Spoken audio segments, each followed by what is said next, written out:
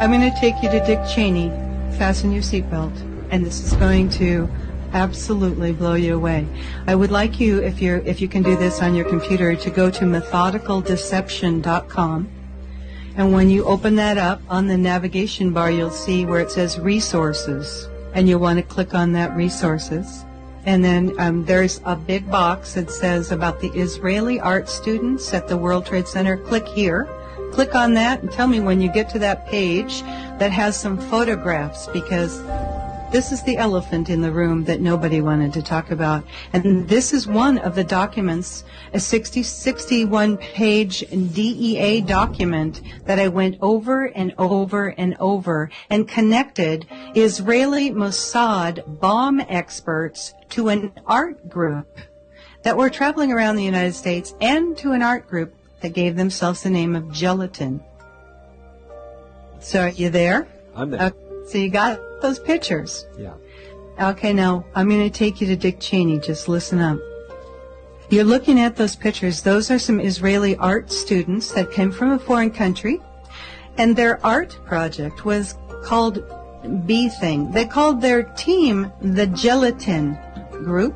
And just so you understand this, gelatin is often referred to gelignite or blasting gelatin. It's also referred to as blasting jelly, but gelatin, and they later on changed their name because people started waking up to this. So they named their name Gelatin. They called their art project the B Thing, and you will see on the left-hand side a photograph of the title page of their book.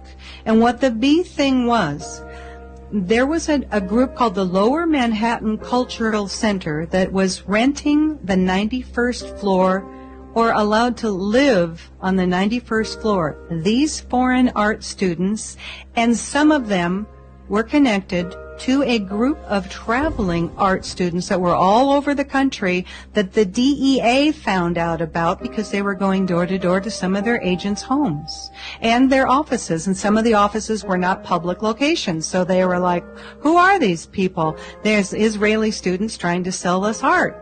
This was just a smokescreen. So you wouldn't go to where we're about to go. Now, the guy in the pink shirt, he's on the top right-hand side. Yep. Kind of a pink shirt on. He has repelling gear on. Yeah. They removed a window. This was their art project. They put a wooden balcony out, and they had photographs taken via a helicopter that was rented by their sponsor from the Lower Manhattan Cultural Center. And that particular gentleman also had a big party to celebrate this event, and he rented part of the top floors of the Millennium Hotel. You'll remember that from 9/11, and who was there, the Bush relative, and took pictures and had a big champagne party watching this. Okay, look behind the gentleman in the pink shirt. You're going to see two big bold numbers. It says BB18. Those are fuse holders. Now look at all three pictures and look at how many boxes of plastic fuse holders that can be used for remote control demolition. And ask yourself, why would art students from Israel and Austria be having thousands of fuse holders? This building was built in the early 1970s. They weren't electricians. They weren't redoing all of the electricity in that building. Think about this. Okay, so I get this book out, I'm waiting for my shipment of books to show up, and I literally had a voice say to me, look into this. Those fuses, by the way, come from a company called Littel Fuse, Littel Fuse Company. They're located in Chicago. And some little voice said to me, take a look into this Littel Fuse Company, where all of those fuse holders behind those artists are. And now some of those artists are guaranteed Mossad bomb experts. And that's in the DEA document that you can read. So I find out that Littel Company is a subsidiary of a corporation called Tracor, Tracor. Now, Tracor, they went bankrupt and split their company. They were a government contractor. They split them off into Tracor Aviation, Littel Fuse, and Tracor Defense Holdings. They're based in Austin, Texas. They were bought out by Westmark Systems. Bobby Ray Inman was the chairman of the Westmark at a point.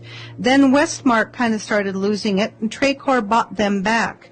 Tracor bought out a company called Vitro, which used to be the Kellex Company. Let me tell you about Kellex Company. The Kellex Corporation was a wholly owned subsidiary of M.W. Kellogg, as in cereal, you know that guy, Kellogg Company.